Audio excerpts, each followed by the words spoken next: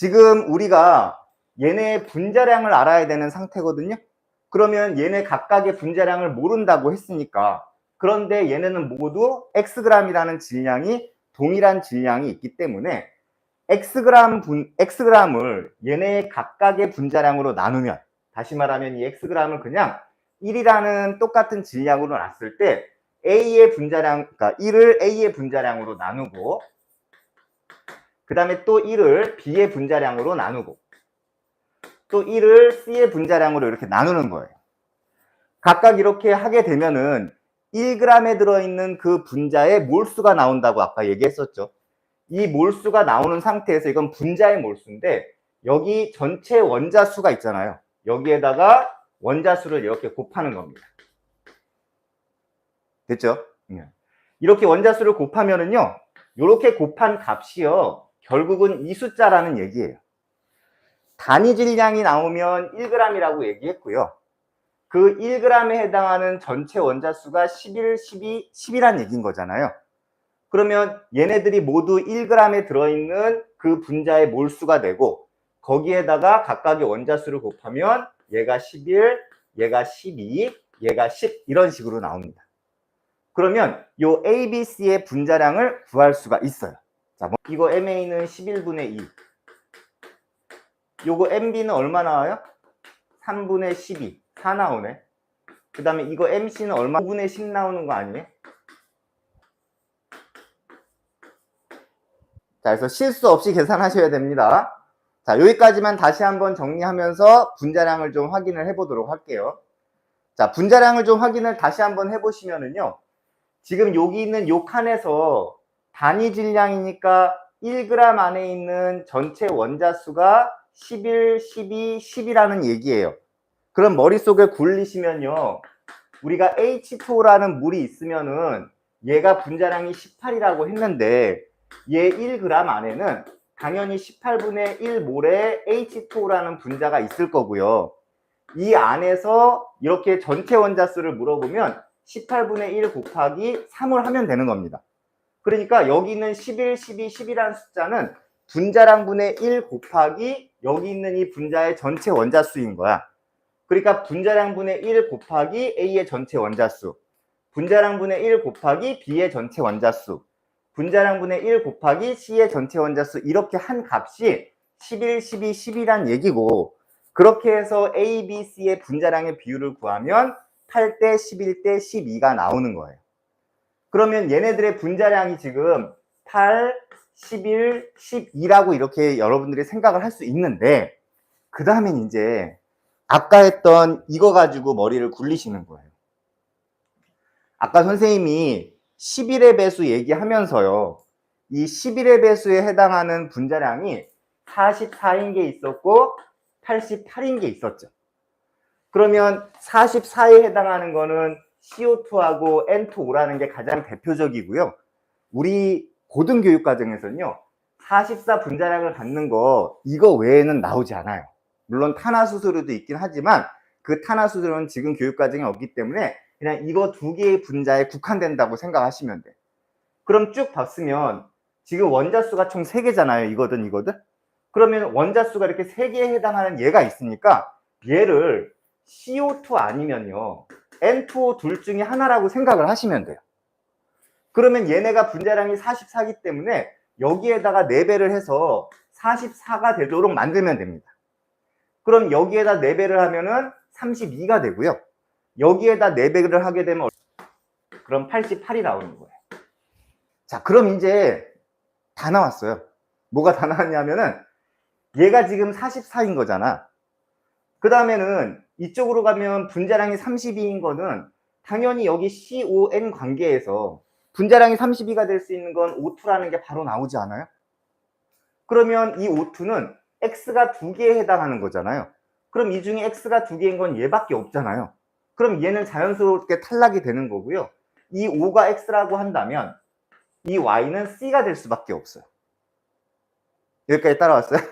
그럼 여기가 Y가 C니까 이제 Z만 찾으면 되거든요. 그러면 Z는 지금 거기 보시면은 분자량이 얼마라고 나와 있었냐면은 88이라고 나왔단 말이야. 그러면 분자량이 88인 거는요, 우리 고등교육 과정에서 하나밖에 없어요. 뭐? CF4. 그리고 2단원, 3단원 공부했다면 이런 분자가 있다라는 것쯤은 알 거예요, 아마. 그 분자에서 계속 돌리는 거예요. 2단원, 3단원을 열심히 공부했을 때 분자 구조라든지 아니면 여러 가지 것들을 공부하면서 우리가 예측하지 못한 그런 분자들이 종종 수능 특강에 나오긴 한단 말이야. 그러면 그런 분자들을 가만히 써놨다가 걔네들을 분자량을 계산을 해보면요. 다 11의 배수 아니면 23의 배수 아니면 44의 배수 이렇게 나와요. 그 배수 가지고 문제 푸시면 빠르다는 거예요. 그렇게 되면 당연히 얘는 CF4가 되니까 Z가 바로 F가 된다는 그런 얘기가 됩니다. 그러면 X는 지금 원자수가 2개니까 O2가 확실하고요. B는 C하고 O로 이루어져 있으면서 원자수가 총 3개여야 되니까 CO2가 되고요. C는 Y하고 Z로 이루어져 있는데 Y가 공통이니까 C를 가지고 있으면서 그 원자수가 5개가 되려면 CF4가 돼야 되는 이런 물질이 나오는 겁니다. 그러면 이제 기억, 니은, 디귿이 한 방에 쫙쫙쫙 해결이 되는 거예요. 그럼 이제 뭐가 또 한 방에 나오냐 하면은요. 아까 여기 있는 A부터 C의 질량이 Xg이라고 했는데 이 Xg이 뭔지 알고 싶은 거잖아요. 그럼 이 질량을 알고 싶으면 몰수하고 분자량을 곱하면 된다고 했어요. 그러면 일단은 분자량의 비율이 8, 11, 20이라고 했으니까 요 분자량의 비율을 가지고 몰수를 찾을 때 같은 질량에 들어있는 거기 때문에 분자량의 역수가 몰수인 것까지는 이해된다고 했죠.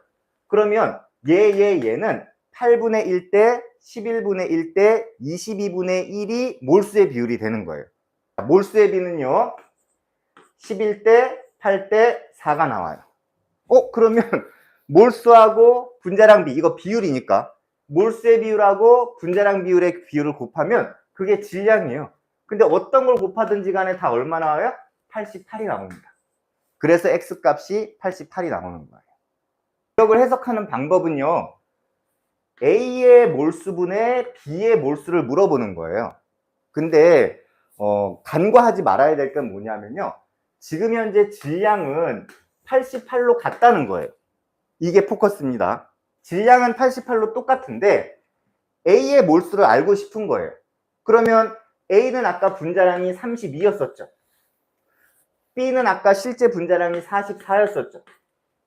C의 실제 분자량은 88이었죠. 그러면 몰수 어떻게 구해요? 분자량분의 질량. 그럼 A면 32분의 88이 되겠죠. 분의 B의 양이죠. B는 얼마가 돼요? 분자량분의 44분의 88이 되겠죠. 그럼 요 숫자가 2에 해당하니까 요거 계산하면 11분의 8이 나온다는 거죠. 자, 그러면 기억이 맞는 거 이해되겠죠? 오케이. 그 다음에 니은이요. C라는 기체에 1몰에 들어있는 Y 원자의 양은 1몰이다.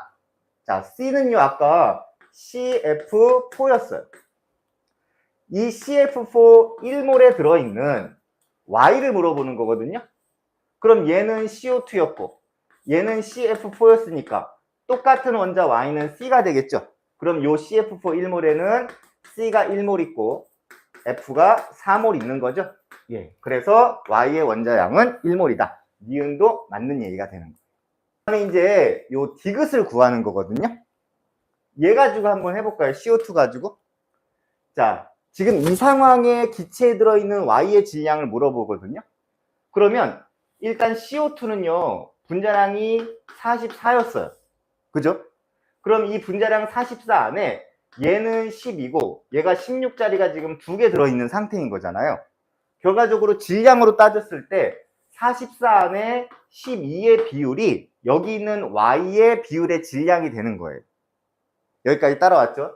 그럼 44분의 12가 CO2 안에 들어있는, 다시 말하면 Y X2 안에 들어있는 그런 이제 분자의 몰수가 되는데 거기에 현재 질량이 88이라고 했잖아요. 이해돼요? 그럼 이거 하면 얼마가 됩니까? 24가 나오죠. 그럼 이 Y가 24라는 뜻이에요. 그러면 당연히 Y는 12가 되겠죠. 그러니까 Y분의 X라고 한다면 12분의 88이 되겠죠. 이해돼요? 무슨 말인지? 그러면은 얘는 22고 얘는 3이니까 3분의 11이 아니라 3분의 22라고 해야 되는 거예요.